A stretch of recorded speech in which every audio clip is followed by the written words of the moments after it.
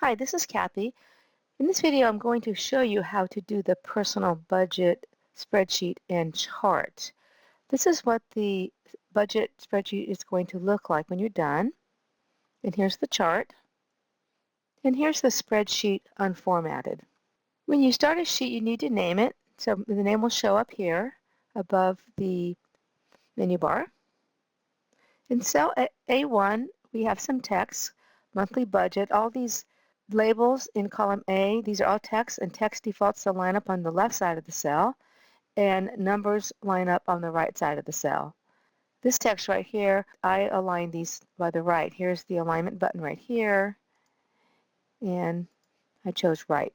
Okay, now I'm going to format the text in cell A1, monthly budget, as 18 points. This is the font size right here. Click the font size arrow and come down and choose the size that you like.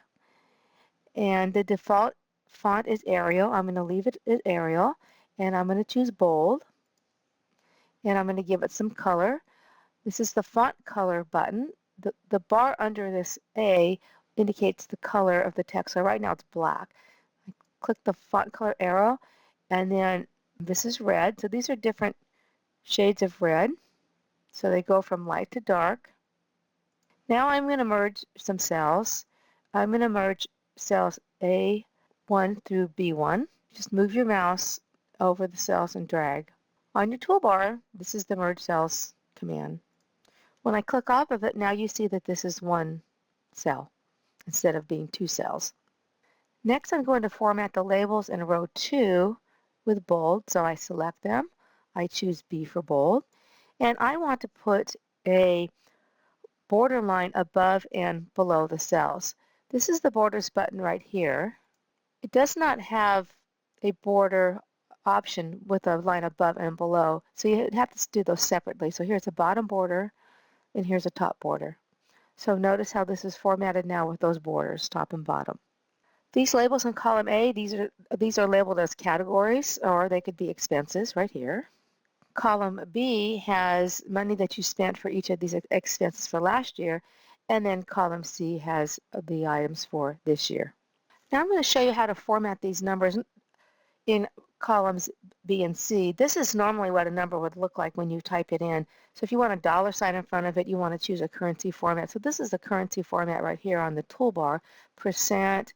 This allows you to decrease decimal places, increase them, and this is the drop-down menu. And it shows you like what a number format looks like, what a currency looks like. Notice currency has a dollar sign, a comma if the number's over 1,000, and two decimal places. So if I click that now, the numbers I had selected will be formatted with that format. I'm going to type the word total in cell A14, and you can press Enter or Tab to move the insertion point out of the cell, or you can use your mouse. Now I'm going to show you how to use the sum function to total up the numbers in column B. So first you need to click on column B, and you can type the formula in. Every formula starts with an equal sign, so you would type equals sum and then a parenthesis, and then you can highlight the cells with your mouse, and notice it puts the range right here, and notice the color of the text in the range and the background here, same color. And then, and this is called an argument, the range here, it has to be in a parenthesis. And when you put a formula in a cell, when you're done entering the formula, an answer shows in the cell. I'm going to click back in the cell, and up here in the formula bar, you can see the formula. Another way to use a function is over here on with the functions button. You click this down arrow, and then you can choose a function. Sum is a function, and so it puts that in the cell for you, so you don't have to type the equal sum, and the cursor's in between the parentheses, so you can select the information there, and then you can press enter. Then you can do the same thing for this column. However, there's another way that might be easier. You can select the range, click the functions button, and then click sum. If you have a lot of columns that you want to add, it might be easier to copy the formula. So the way you do that, you click in a cell that has a formula, and you grab this little square here, this little fill handle, and you just drag it over, and it will copy the formula. When you double click in a cell that has a formula, Google Sheets will show you the range that is used in this formula.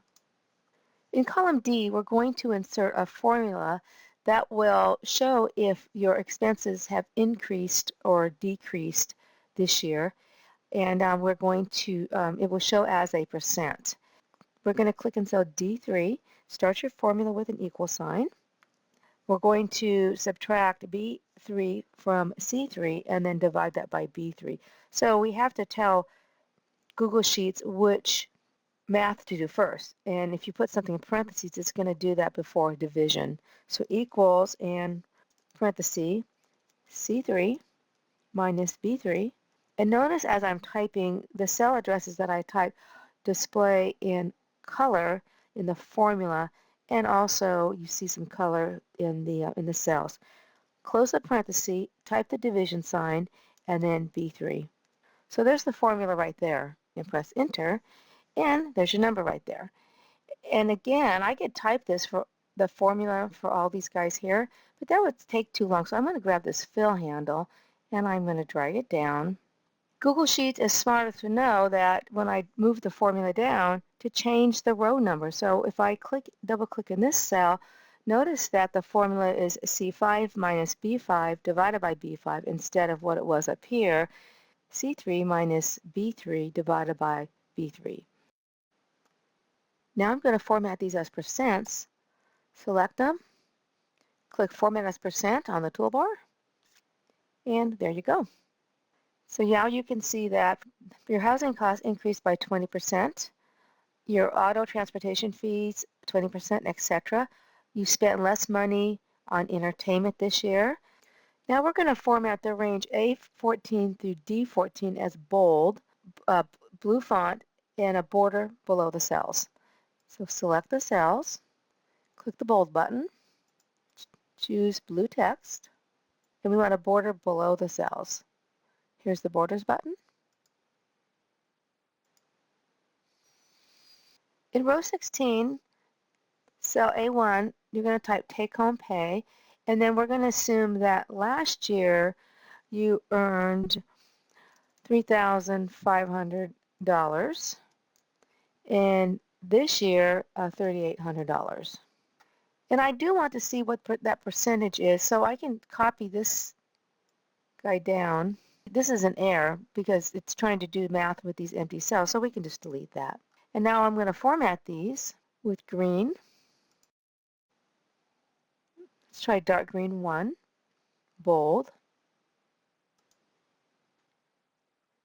When I copied this formula down, it put a bottom border here, so I'm just going to get rid of it. So I'm going to click here, and I'm going to clear the border.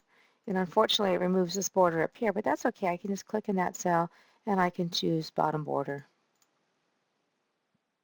Now, these two numbers need to be formatted with currency, so I can click on the currency button on the toolbar. In cell A17, I'm going to type net sales and in parentheses loss. Then I'm going to press the tab key to go to the next cell, and I'm going to enter a formula to figure out if my take-home pay was more or less than my expenses. So we're going to put a formula, equals, and we're going to type B16 minus B14. Now I can click in this B14 cell instead of typing it and then press enter. So I actually had a little bit of money left over from the previous year, and then I'm going to copy this formula, and I had a little bit of money left from the current year. I'm going to format this text as bold. I'm going to leave the text black, and I'm going to put a border above and below the cells. So I have all the cells selected. Here's the borders button. And again, I have to do it in 2 steps, above and below. And let's copy this formula down to find out the percentage. And let's also make that bold and black. Now I'm going to show you how to resize columns. For instance, this text in D2 doesn't fit very well. If you point to the top of column D, and you double click, that's called best fit. And Google Sheets will look at the longest entry in the column and resize that column for you.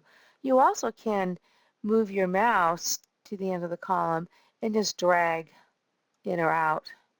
When you move your mouse to a column, you get this down arrow and then you click it and then you see you have these different options right here of things that you can do.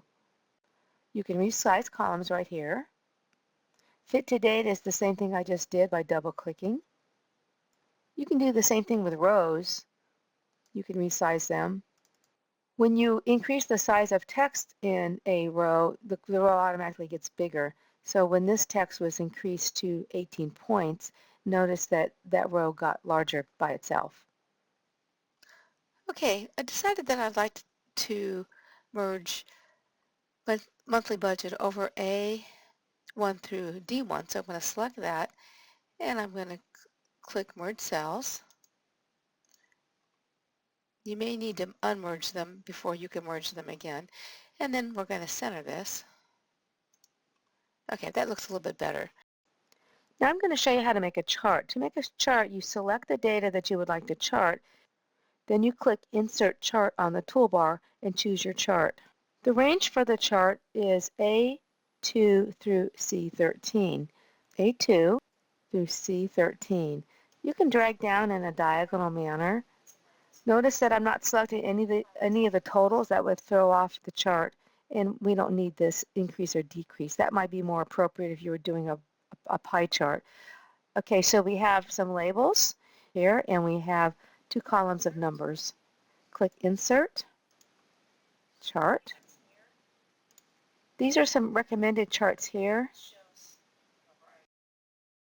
On the Chart Types tab, notice it says use row 2 as headers. So remember row 2, those are these labels right here. That's what this means, headers. Use column A as labels, and then this is column A. Column A, labels are basically text. Okay, so now I'm going to choose a bar chart. We're going to have to scroll down a little bit. This is a bar chart. It's a column chart turned sideways. That's a column chart. This is a bar chart. I'm going to click the Customize tab, and in here I can enter a chart title. I'm going to type monthly expenses. Over here, this is a legend. So it says the legends on the right. Typically you'll see a legend on the right or at the bottom, but there's other options in here. Let's choose bottom. Okay, so here's our categories here, and then here's our dollar amounts. On a column chart, that would usually be reversed. So in the Customize tab, you can change the font, you can choose a background color, etc. If you'd like to put a title for your horizontal or a vertical axis, you can do that here. So the horizontal axis would be down here. I'm going to give a title for the vertical axis, so that's going to display right here, and I'm going to call it Categories. If you'd like to give your chart a background, you can do it right here. Right now the background's white. These are different shades of gray. So let's say I want light gray 1. If I choose light gray 2, notice it's a little bit lighter. Down towards the bottom in the Customize tab, you can change the color of the bars.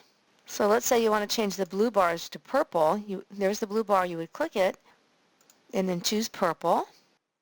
Now I'm going to change this year to orange,